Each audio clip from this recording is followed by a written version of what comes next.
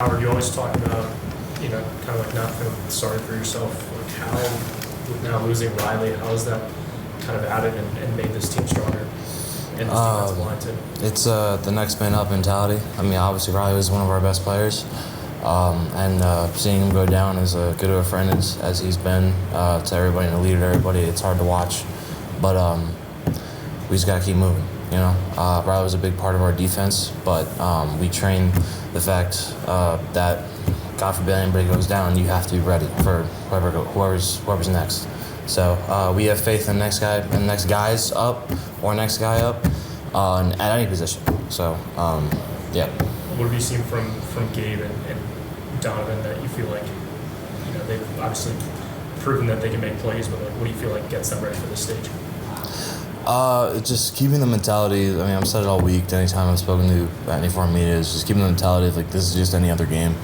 We're not going into this like, oh, we're playing Georgia, like we're in the playoffs, like this is just a match. Like no, like prepare the same way, go into the game the same way. Like we're not expecting anything more or less than what we usually do every single Saturday. We're going into this like we're about to play a ball game, and it's gonna be a good game, and we're all excited and we're just ready for the challenge. Howard, they've had some different offensive line rotations this year. I guess what kind of stands out about them on the O-line? I mean, it's a SEC team, so bigger dudes, strength, talent-wise, all up there. I mean, from what I've seen, they have one of, if not the best interiors in the nation. So I'm excited for that personally, and I'm sure the guys next to me are too. Just to test my skills and to see how I measure against some of the top people in the country. So. And then without class, is that beneficial to you guys where you can just have a singular focus? Yeah, for sure. Not having class or writing 3 papers or doing stuff while also getting ready for a playoff game is very much helpful. So, yeah. Now, what's something that you take away from that game against Indiana, and how do you, move it over to this game against Georgia as far as the production, the preparation, anything of that nature? It just kind of proved to me, the only thing that it proved outside of really anything else is that we're locked in and ready to go for this next leg of the season. Again, I know I sound like a broken record here, but we want to make sure that we're not doing anything more than or less than we would usually do. It's just every other game. So, but the mentality of it is like, hey, like we're here for the big games.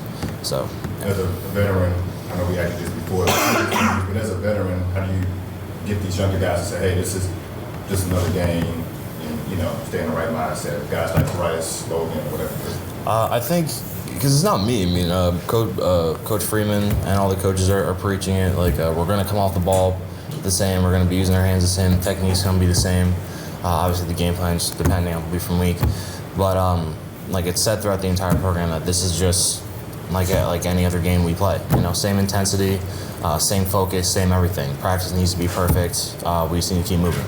And you haven't had a ton of film, but on Gunner, what are your takeaways from his what he said? Sorry, what did you say? On the quarterback, what are your expectations? What are your takeaways in the short amount of film that you have on him? I mean, again, like it's an SEC school, so they have they recruit some of the best guys coming out of high school. So even though this guy hasn't had a lot of playing time, I'm sure he's going to be a ball player.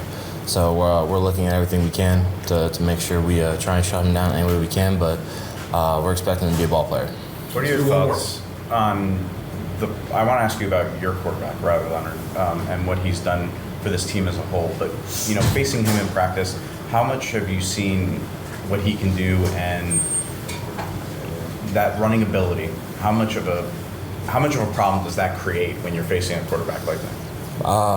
From a defensive line perspective, and somebody you played against him last year, it's a massive problem. You don't you don't really rush the same. You kind of cover bases that you really wouldn't cover before if you're playing like a running quarterback, along with somebody who can pass. And Riley can do both of those things, thank God.